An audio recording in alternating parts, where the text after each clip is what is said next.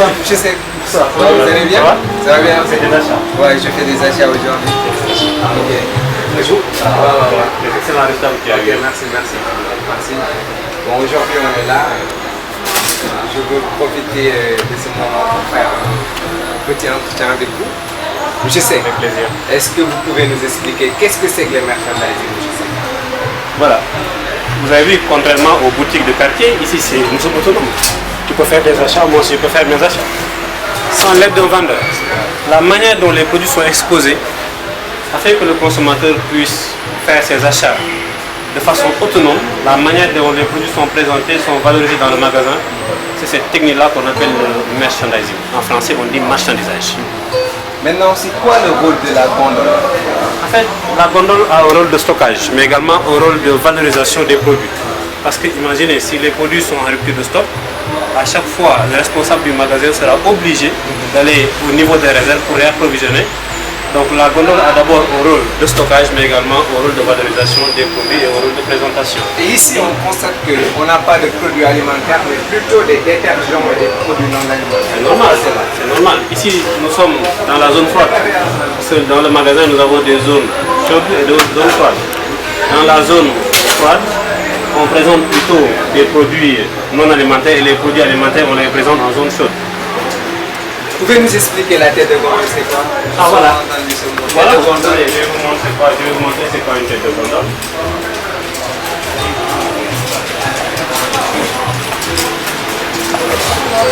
Voici une tête de gondole. C'est l'extrémité de la gondole. Ça sert à quoi ça? Ça sert à valoriser les produits et le plus souvent les produits du magasin qui sont en promotion, on les présente ici. Regardez, ici vous avez une tête de gondole pressée. Pendant le ramadan, les clients peuvent en profiter, je vais en profiter et vous pouvez en profiter pour consommer les produits. Ça permet de vendre rapidement le produit et de le mettre en valeur.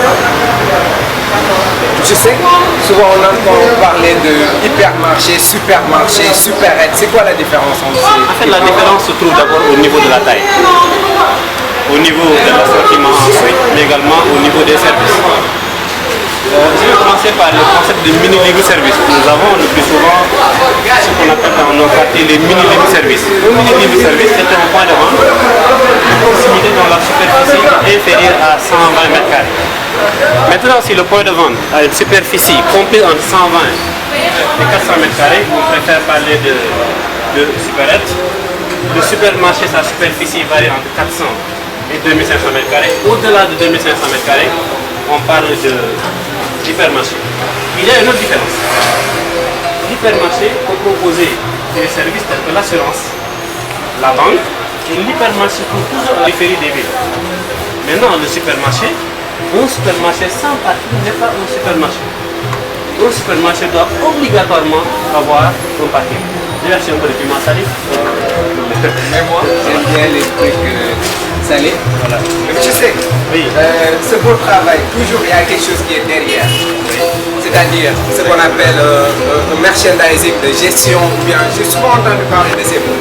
Est-ce que vous pouvez nous revenir Ok, il y a 3 niveaux de merchandising. Nous avons ce qu'on appelle le merchandising d'organisation. Ensuite, le merchandising de gestion. Enfin, le merchandising de sélection.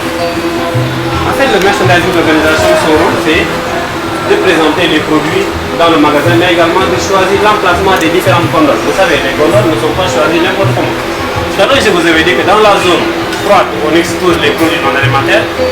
Dans la zone chaude, on expose les produits non alimentaires et dans la zone froide, les produits alimentaires. Ça, c'est du ressort du merchandising d'organisation. C'est quoi le rôle du merchandising de gestion? Regarde ici, tu vois, cette marque-là est exposée sur une certaine longueur, ça qu'on appelle un linéaire.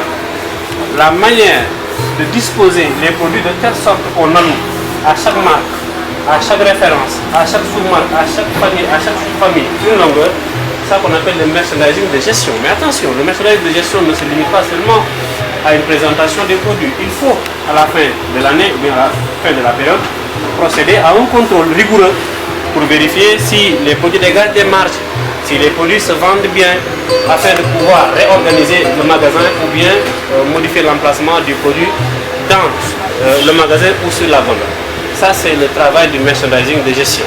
Maintenant, le merchandising de séduction, c'est ce qui va nous pousser, nous qui sommes là, à dépenser plus d'argent, à vider nos poches de par la sonorisation dans le magasin, la musique, la climatisation du magasin, de même que les odeurs. Voilà les 3 niveaux de merchandising: gestion, séduction et organisation salée. Ok, merci M. Seck. Avant de vous quitter, est-ce que vous pouvez nous expliquer les différents types de pieds? Les différents niveaux d'une gondole? Oui, je vais vous expliquer de façon plus claire au niveau du rayon haut. Est-ce que tu te rappelles du concept de îlot, Salif? Îlot. Voici un îlot, ce sont des produits qu'on expose en vrac sur le sol, le plus souvent sur une palette. Donc pour la présentation de la gondole, c'est très simple. C'est d'abord la logique. Regarde ici. Ce sont les produits lourds qu'on a mis en bas. Les produits lourds, on les met toujours au niveau du sol. C'est bon?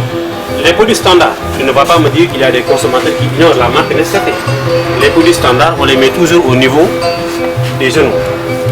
Maintenant, au niveau du super niveau, tu vois ici les marques comme Carte Noire, comme Lavazza, certainement le magasin dégage des marges plus importantes sur ces marques-là. C'est pourquoi on les met sur le super niveau, c'est-à-dire le niveau des yeux et des mains. Enfin, sur le niveau des yeux, on met les produits à forte marge et certains produits, et fois même les produits saisonniers. Voilà comment on présente gondole. Vous appréciez Gloria? Gloria, bien sûr. Ça, c'est un nouveau produit en lancement. Les produits nouveaux, on les met toujours sur le super niveau, afin que les consommateurs l'achètent davantage.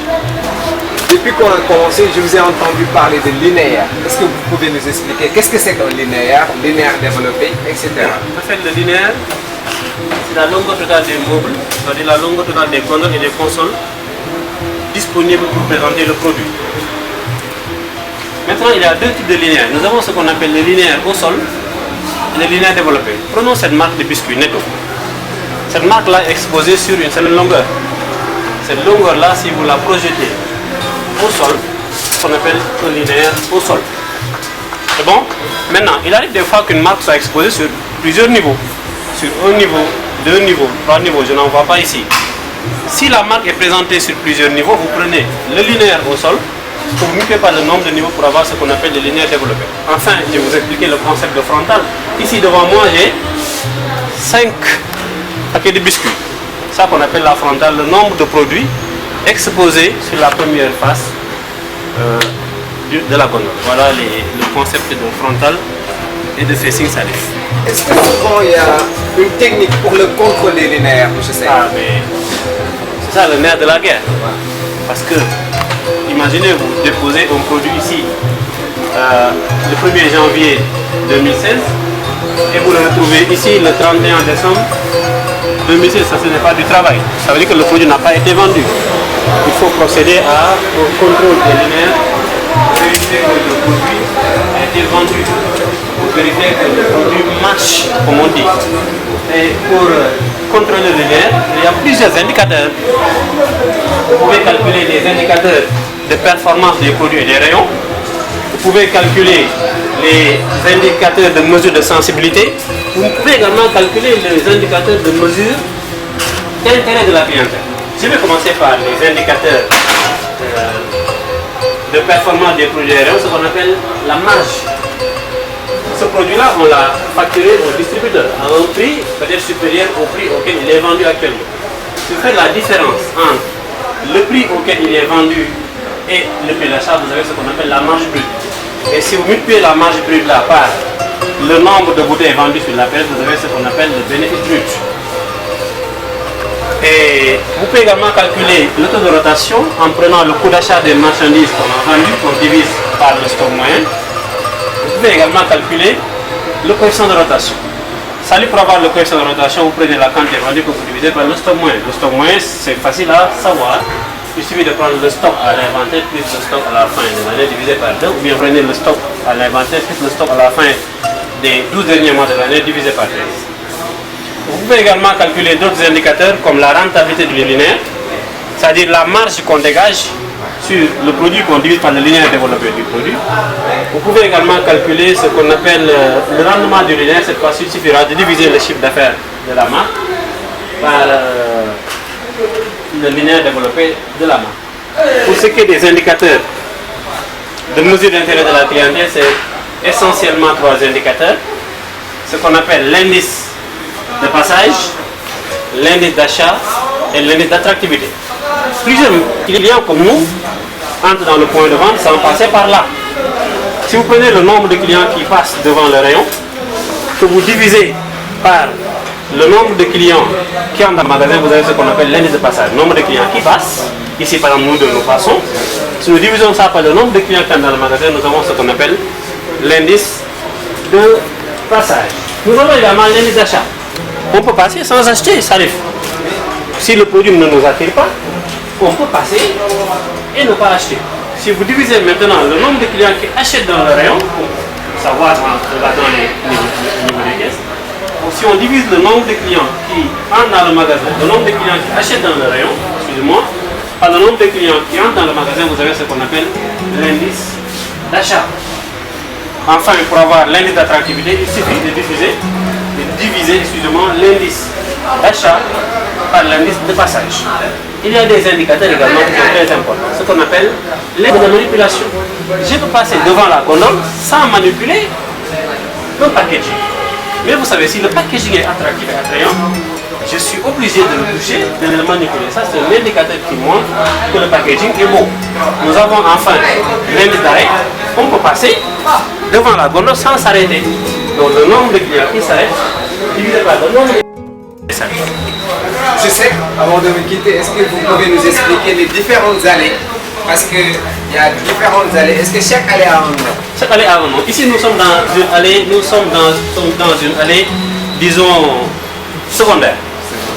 L'allée secondaire, les fois, sont des allées de petite taille. Okay. Maintenant, si nous quittons ici pour prendre le fond, l'allée-là que nous prenons, cette allée-là, est différente de l'allée-là, est une allée périphérique. Les allées périphériques permettent des fois d'accéder dans les grands magasins à la pâtisserie, à la boulangerie, à la crèmerie. Vous voyez là, ça sont les allées périphériques. Nous avons également ce qu'on appelle l'allée centrale. L'allée centrale, c'est l'allée là qui est en face de la porte centrale du magasin. Nous avons enfin ce qu'on appelle des allées pénétrantes. Ici, vous avez une allée par exemple qui est pénétrante qui nous permet de pénétrer dans le magasin. C'est là que nous sommes dans une super étape. Je sais, j'ai entendu souvent parler que les producteurs sont moins riches que les distributeurs. Est-ce que ça c'est vrai, cette affirmation-là?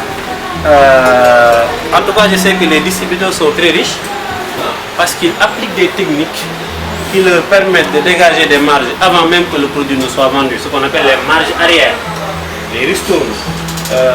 L'appui dans les opérations promotionnelles permettent aux distributeurs de dégager des marges bien avant la vente du produit. Et attention, même après la vente du produit, ils vont dégager des marges qui peuvent aller jusqu'à 30%. Je sais. C'est quoi la différence entre distribution et merchandising? En fait, la distribution, c'est seulement le fait d'acheminer le produit au bon moment, au bon endroit, en quantité suffisante, avec les choix requis et les services qui facilitent la consommation et l'utilisation du produit. Mais le merchandising n'a pas seulement un rôle de distribution. Au-delà du rôle de distribution, le merchandising a également un rôle de communication. Voilà la différence qu'il y a entre merchandising et distribution. Et le merchandising fait partie des fonctions les plus importantes aujourd'hui de la distribution, parce qu'on peut même faire un merchandising online. On en reparlera peut-être la prochaine fois. Merci Salif. Merci. Et bon, on va mettre mes cours en merchandising. Merci. Merci.